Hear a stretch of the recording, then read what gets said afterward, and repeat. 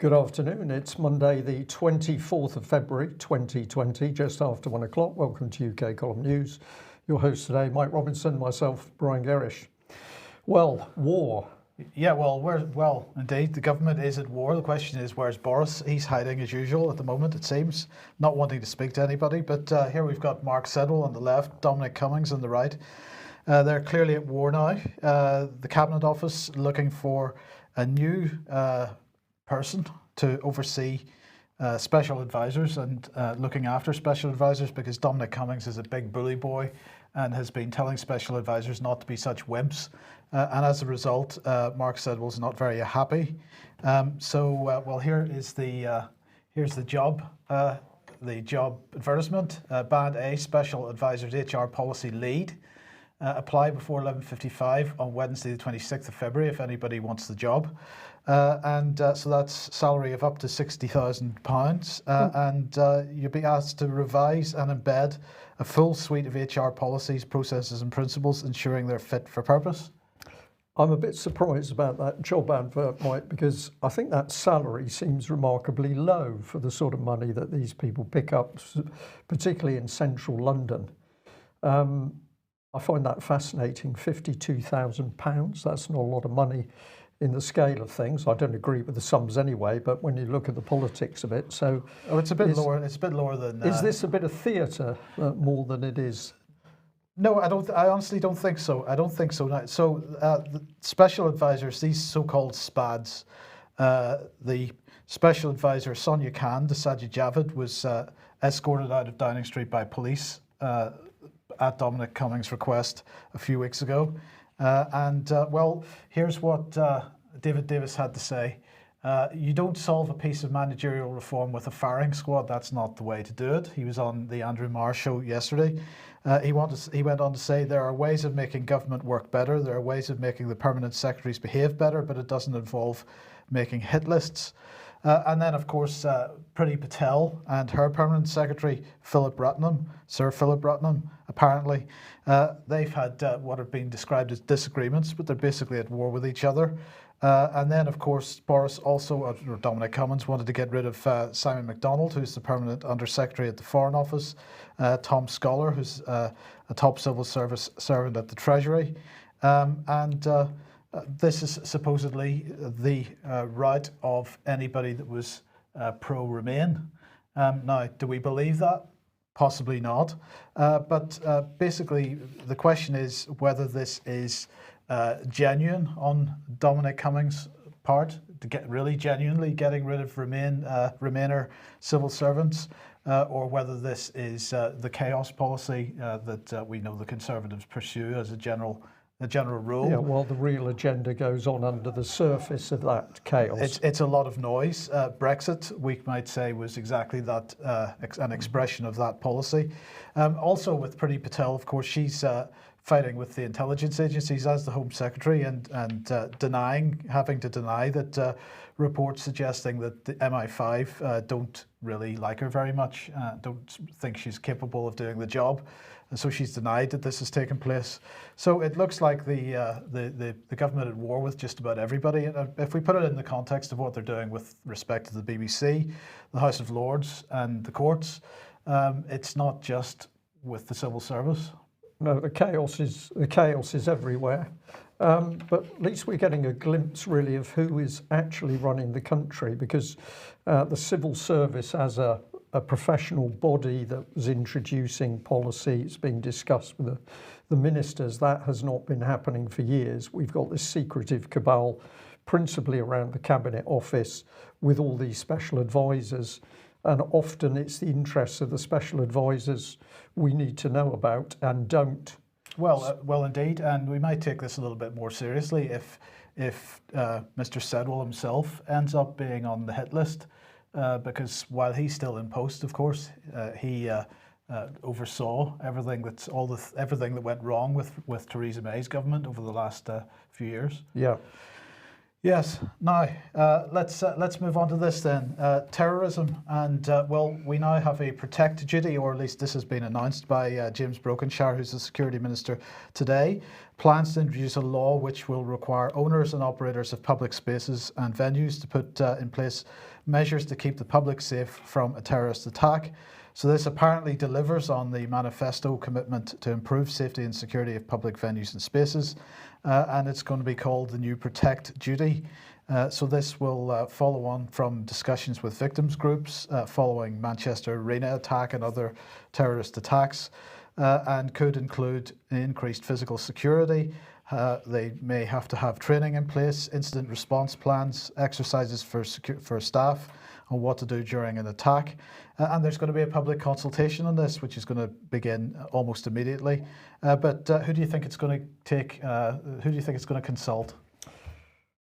Could it be private companies, NGOs, this type of thing? Well, quite possibly. Are they going to consult the public, do you think? Those very bodies, local government, the Quangos, NGOs, they've been brought up in our chat room. We'll be mentioning them a little bit more later in the news. Indeed. So here is James Brokenshire, and he said our first priority is keeping the public safe and preventing more families from suffering the heartbreak of losing a loved one. Now, you know, I agree with that sentiment as a general rule, but of course the idea of keeping the public safe is being used to drive all kinds of unpleasant policy at the moment. And look, I just want to remind everybody what Belfast was like in the 1980s, because this is what you had to go through in order to get into the city centre to go shopping every weekend or whenever you went into the city centre at all. So you had to walk through turnstiles, you had to queue up, and you had to visit a nice security lady or gentleman who would search your bags or search your person.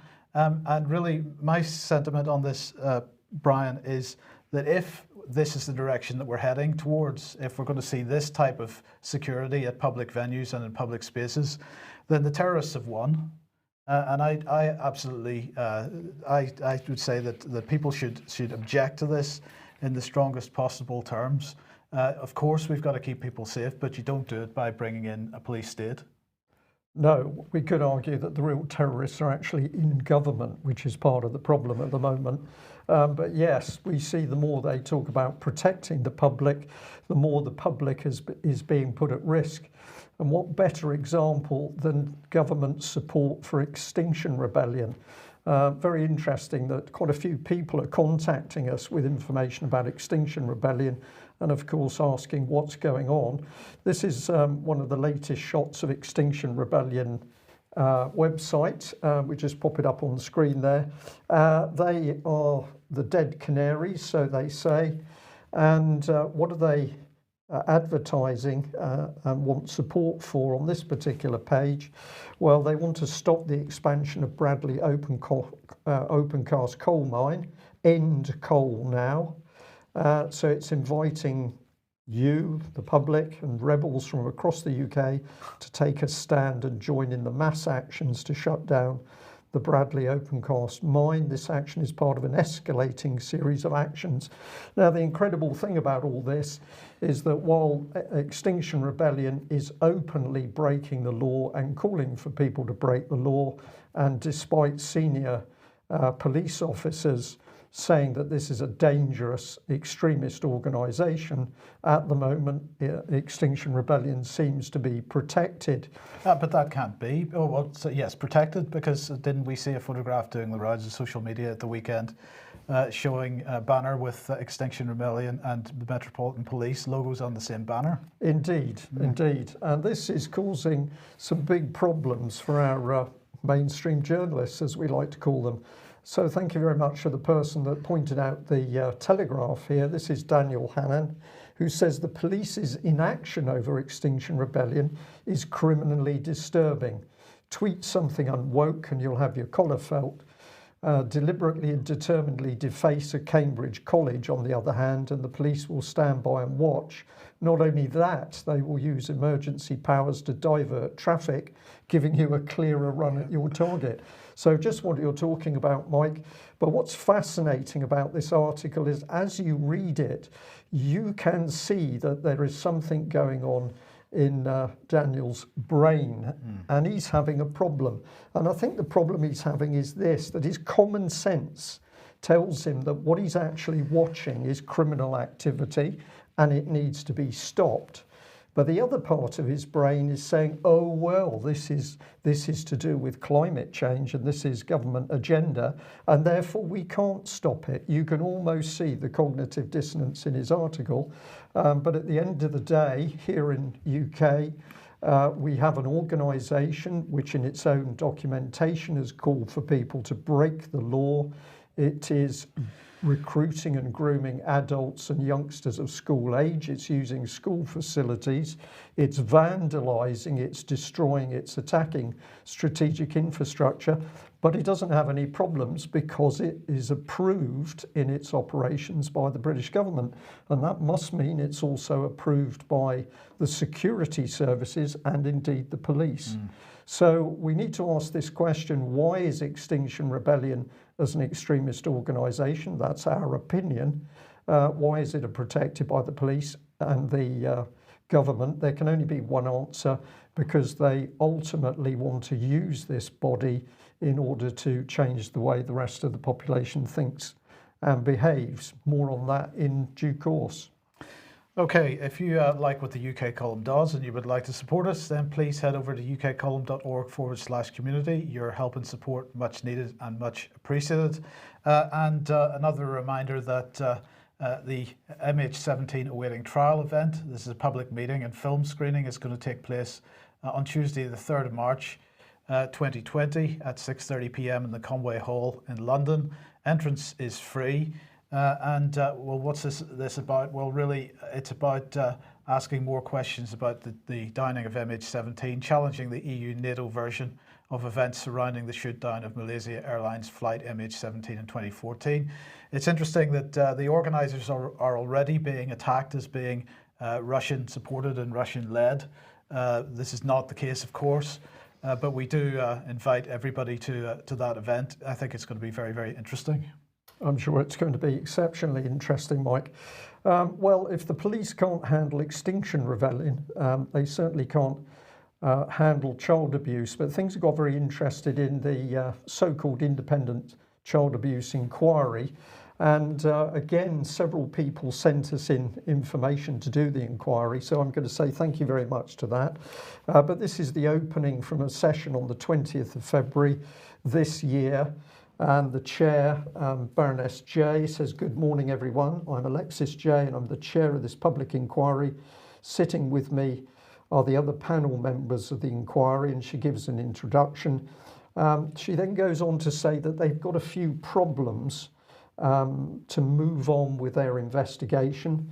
And it starts to be described here, but she says that the preliminary hearing will take place in two parts. The first part will be an open hearing on largely the same terms as the three previous preliminary hearings we've had. The only difference is that the open hearing has no live feed, no CCTV live feed, for reasons that will be explained. Excuse me. The second part will be a closed hearing which will proceed in private. So all of a sudden we're getting into some very grubby ground with this one. What's the interest here? Well, let's remember that this inquiry has actually rejected certain child abuse survivors from giving evidence at all. But we've now got a situation where the family of an alleged abuser has said, well, basically, we need a say as well. Where can you find more on this? Well, you get part of the story from the other newspaper articles, but the Daily Mail here at least crowing that the investigation into government and police responses to child abuse claims against the late Lord Janner faces collapse after his accuser wishes to remain anonymous. Now, it's surprising that this inquiry has managed to cope with all sorts of different forms of evidence, but because a person has said they want to remain anonymous, which is not unreasonable in any way. Well, particularly in light of what happened to Carl Beach, for example. Particularly in light of what's happened to Carl Beach. You would have thought the inquiry would have continued, but simply that person could have been behind a screen, as happens in our courts. They could have been blanked out from video. There's all manner of things that could have happened, but no, in this particular case, the whole thing's going to go into a closed private session where there's also discussion that maybe journalists can remain in the room, but certainly no members of the public. So we're going to continue to watch this with great interest. But of course, remember that the very brave Metropolitan Policeman, John Wedger, has still got to give evidence at that inquiry. And we have reason to believe his evidence will be significant and in some quantity. So more reports on this in due course. Now on Friday, we mentioned the fact that the EU was attempting to set a budget for the next 7 years, and that the theme of the meeting really was "We need the Brits." Well, after 30 hours of discussions, it seemed like 30 years, I'm sure.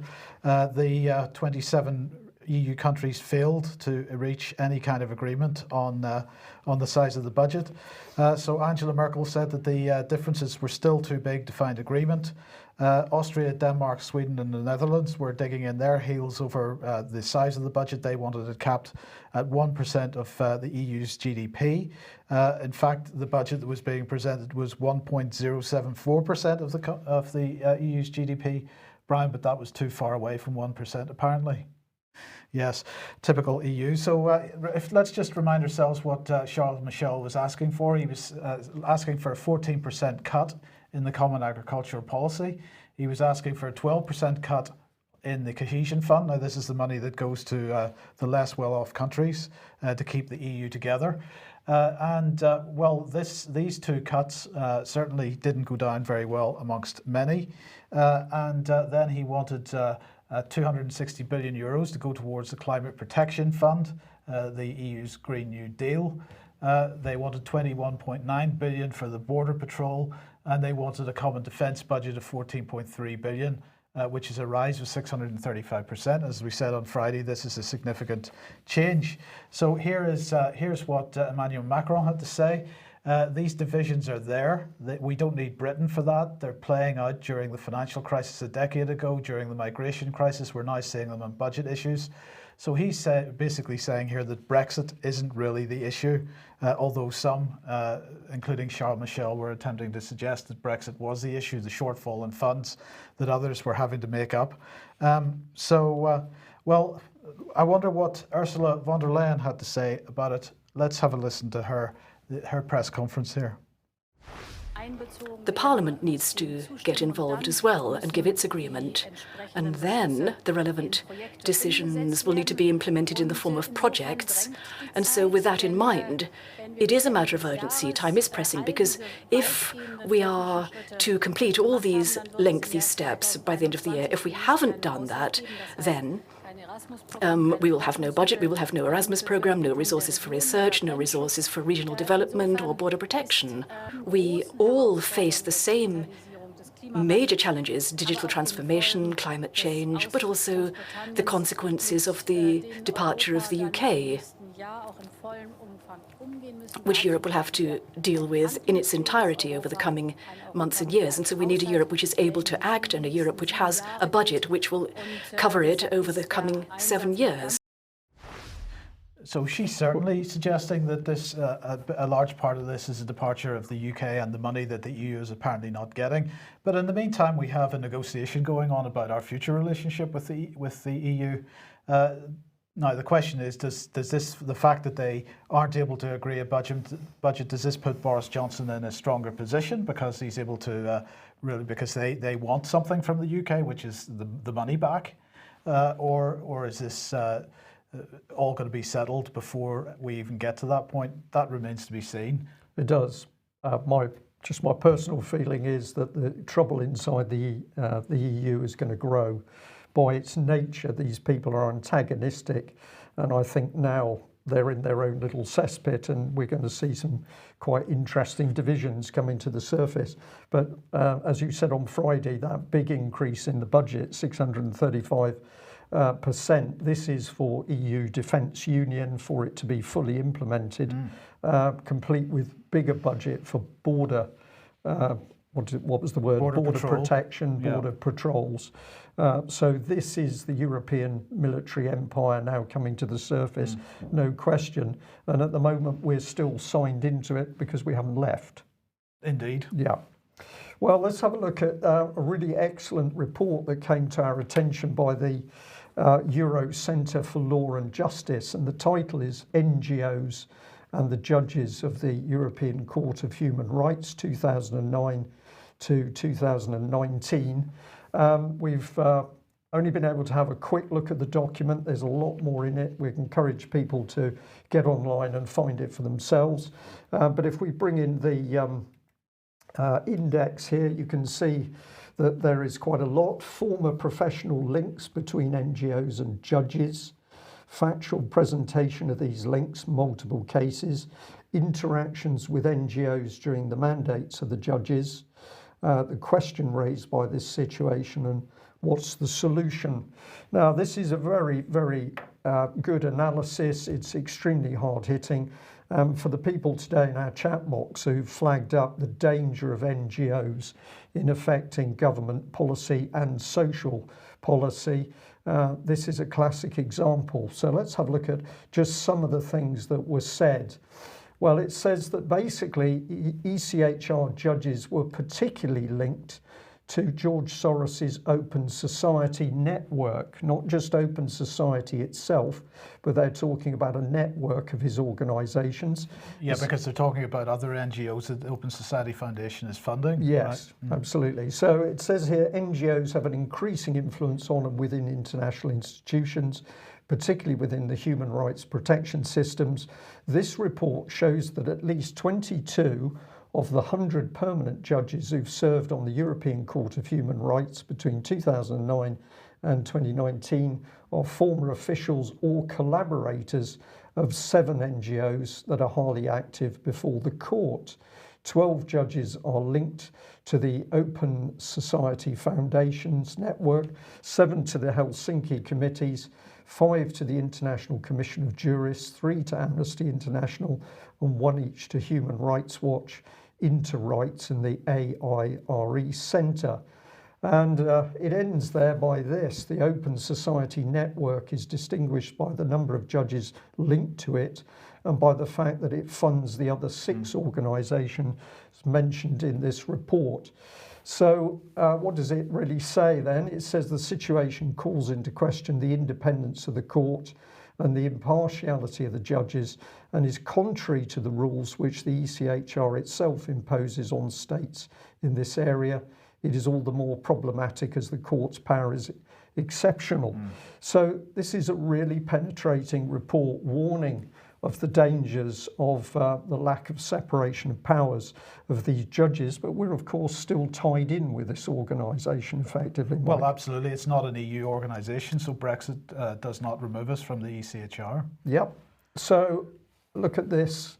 It goes on. It says over the same period, there were only 12 cases in which a judge withdrew from a case, apparently because of a link with an NGO involved in the case. This situation calls into question the independence of the court and the impartiality of the judges, and is contrary to the rules which the ECHR itself imposes on states in this arena. This is classic stuff, isn't it? Do as we say and not as we do. But obviously, this is a situation which is really untenable. They go on. Most of the judges who were salaried employees or officials of NGOs come from Albania, Bosnia, Herzegovina, Bulgaria, Croatia, Hungary, Latvia, and Romania. For example, in Albania, a poor and highly corrupted country, 2 of the 3 candidates for the judge election in 2018 were leaders of the Open Society Foundation. One of them was elected. It goes on. The Open Society Foundation has invested more than $131 million in this country since 92. Likewise, the last 2 judges elected in respect of Latvia are collaborators of the Riga Law School, funded by the Soros Foundation of Latvia, which invested more than 90 million in the country between 1992 and 2014. The two latest Bulgarian judges also come from NGOs supported by the Open Society Foundation. In such small countries, the OSF and its foundations have become inescapable for anyone involved in social and media matters. So this is going to the heart of it, but it's taken this organisation to do it. Of course, the BBC can't do this form of investigation because the BBC has been continually protecting George Soros from any form of criticism from within UK or elsewhere. And in fact, lots of people criticising the Open Society Foundation and George Soros being hit with the anti-Semitism trope as usual. Indeed, yeah. So a little bit more, but I encourage people to go and find this report for themselves. Regarding the Open Society Foundation and its affiliates, 8 of the 12 judges who had strong links with this organisation judged cases in which it was involved. This is pure criminal activity. Judges Grozev, Mitz, Pavli, Sikuta and Tukovic each sat in a case where the OSF intervened as a third party. Judge Milovic sat in 4 cases where the OSF was a third party. And it goes on to talk about other cases here where Open Society was a third party, and in one case where Open Society represented the applicant. Absolutely blatant stuff, but the BBC just unable to dig this out and present the truth to people. And to make sure we show how detailed this report is, and to bring up the point that several people have raised in our chat box today, it says private actors with no democratic legitimacy, NGOs just like intermediate bodies, fill the democratic loophole of supranational governance but are not themselves democratic.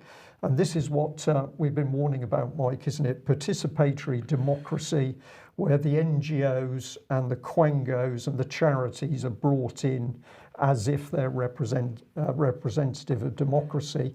Absolutely, and I just remind everybody once again, read the One World Governance series. Martin Edwards' One World Governance series covers this in immense detail. Indeed. Now, in the middle of this text, and to keep it simple, is this statement, and it's talking about the NGOs. Financial power is then enough to give the illusion of legitimacy. So the bigger your NGO, the more money, the more billions of dollars that it has, the more you see it spread out over Europe and worldwide, the illusion is that this thing has a democratic basis.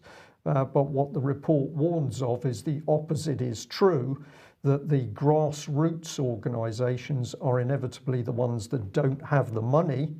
And so those are the ones that struggle for existence, while George Soros parades himself and is supported by the BBC propaganda machine. Now, just to give this example to show how dangerous this is, look at what is happening in here. We've got the BBC reporting that there's been a European court ruling that Edward Snowden was right in exposing that GCHQ and others were carrying out surveillance on the wider public. And so this is a good thing. But who was actually bringing this case forward? Well, I've captioned it here. While many people were happy that Edward Snowden's exposure of mass UK surveillance on the public had been ruled unlawful by the European Court of Human Rights, typically the BBC remains silent on the true nature of the 16 related applicant and third-party organisations and their links through to the ECHR itself. So here we've got this conundrum that we've got a report warning about the dangers of unauthorised UK surveillance, which is absolutely correct. But who has brought the judgment? Well, it's been brought about by those Soros-backed NGOs. So what are we actually watching here? Is this just a big pantomime for the public to see? Is this carried out in order to give some more support to George Soros's NGOs? Or is this the fractions within this elite fighting against each other. Don't know what your opinion would be on that, Mike, but I sense that there's something far deeper than we can just see on the surface with this particular one. And we'll end here because the BBC continues their support of Soros, and it's the Soros billions that, of course, are giving the power to these political and social initiatives around the world. Good news, Brian. Good news. The blue passport is back. It starts to be issued in March. And Priti Patel was very excited, it seems, because the traditional colour returns for the first time in 30 years. She, of course, wasn't so excited in 2018 when the government at that time announced that De La Rue, who's the UK company, had not been given the contract to produce these passports. We'll come on to that in a second. And at the time, she said that was disgraceful and perverse. But today, she's really excited about it. Or over the weekend, she was really excited about it. So the full introduction will be phased in. And so from mid-2020, all new passports will be blue. The colour is not the only change. Apparently, in a first for the British passport, the back cover will also carry its own symbolic design. The floral emblems of England, Northern Ireland, Scotland and Wales will be embossed on the back cover. That's really good stuff. So who is making these passports then? Well, it's this organisation, Gemalto, a Thales company, and they are really excited about this. It's a new dawn for the British passport. The data page is going to be made of polycarbonate, and they say this is one of the high-end security features. Polycarbonate, transparent, flexible, durable, and no surprises material is also used to make bulletproof glass. Brian, this is fantastic stuff. So you're going to be carrying a little bit of bulletproof glass around in your pocket. It's a step change in defense against fraud, apparently, because once fused, this polycarbonate is impossible to separate the layers. And so you can't sort of remove a photograph and replace it with another one. Massively complex design on the printed pages, on the paper pages, because this company has been working with paper for a very long time, and they know how to deal with paper and make sure that it's complex, time-consuming, and expensive for possible forgers. Finally, it will have an embedded electronic microprocessor so that your ID will be on that as a backup. So in case somebody does manage to wedge the polycarbonate open and get the photograph replaced, well, there'll be a chip on there as well, which will have an operating system designed by Gemalto. So you've got to be rest assured it is going to be massively secure. Now, the holder's data will be duplicated on that chip, but we don't have to worry because the blue passport will also be the greenest British passport ever. The carbon footprint has been produced through manufacture will be reduced to net zero. So we don't need to worry about any of these articles here. Not that it would be, but you know, you take the point. There's a bit of hypocrisy here. Environment charities urge Scotland ban on polycarbonate in tough new climate change laws. People are going to be throwing their passports all over British beaches. Absolutely. They're going to be washed up in the North Sea. Yeah, new study shows plastic release greenhouse gases contributing to climate change. For the sake of climate, we must stop believing magical stories about plastics and recycling. So all this is going on. So the question is, how are they going to make this net zero? Well, they're going to plant some trees, and they're also going to use they're going to buy carbon credits, basically, is the other thing they're going to do. They're going to also try to use 100% renewable electricity to match that consumed by operations such as production and distribution. So that's fantastic stuff. Anyway, this is Gemalto. It is Thales. So this is the French-Dutch company, and of course they're manufacturing the passports in Poland. They're not manufacturing them here, but you don't need to worry about that because British passports will continue to be personalised with the holder's personal details and photograph in the UK, ensuring that no personal data leaves the country. Right, so we've left the European Union and we're going to have new British passports where we can't actually make those ourselves. So we've had to get the European Union to make those passports for us. Yes, don't worry. It's Brexit without the exit. It is there, yes. So fantastic situation. New passports. I can't wait to get mine. Yes, okay. Well, we'll see more on that in due course. Now, several people picked up on our recent discussions about Stonewall and the power of Stonewall to influence the government and private companies. How is it one organisation is able to have such influence? And somebody sent us this very interesting round robin email, which has come from Companies House. And it says here, Lloyds Banking Group creating an inclusive culture in Lloyds. Lloyds is one of the UK's leading companies, comprising of many household names such as Lloyds Bank, Halifax, Bank of Scotland and Scottish Widows. This seems like a piece of blatant advertising. What's it really about? Well, it's about diversity, creating an inclusive culture. When you think of a bank, you might think of pinstripe suits, all male staff, and a little stuffiness. But they're boasting that Lloyds Banking Group was named top financial employer and 7th overall in the 2019 Stonewall Top 100 Employers list. Now, what's fascinating is this is pure advertising for Lloyds. But where's it coming out? Well, it's coming straight out via the Companies House government website. So we've got the government using taxpayers' money to pay for free advertising for the banks, provided, of course, they're doing what they're doing here, which is towing the government line on this inclusive agenda.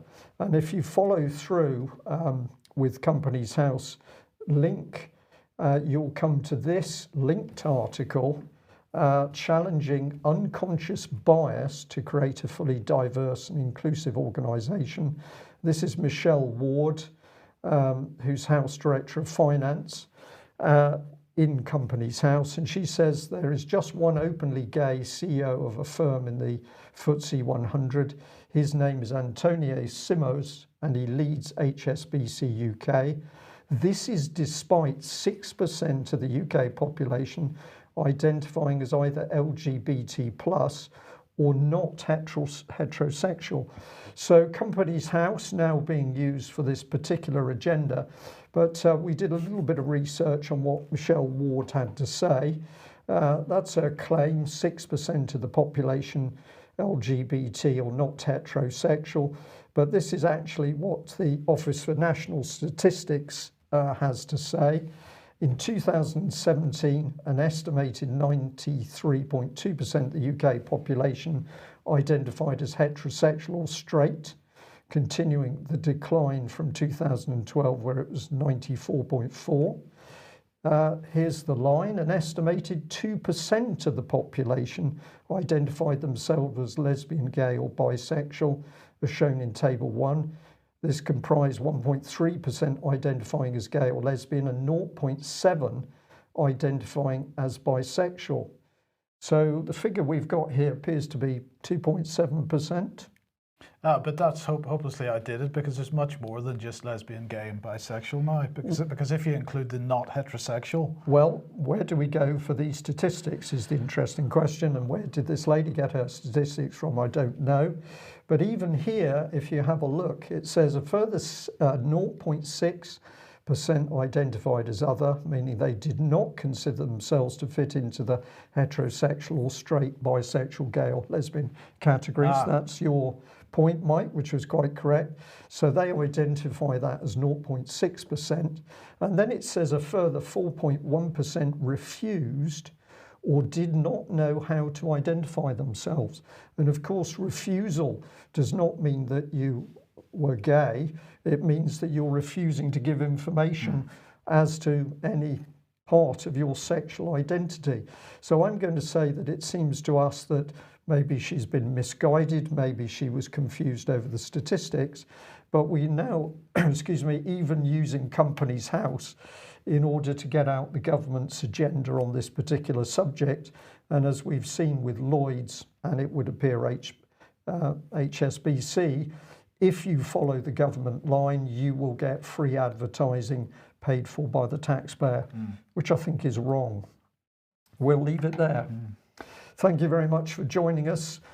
Just say that if you're not already a subscriber of UK Column or you haven't made a donation, we can only do what we do with your financial support.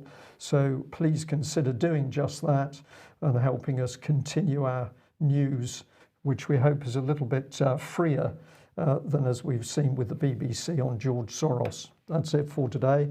We'll be back at the same time on Wednesday. Bye-bye. Bye-bye.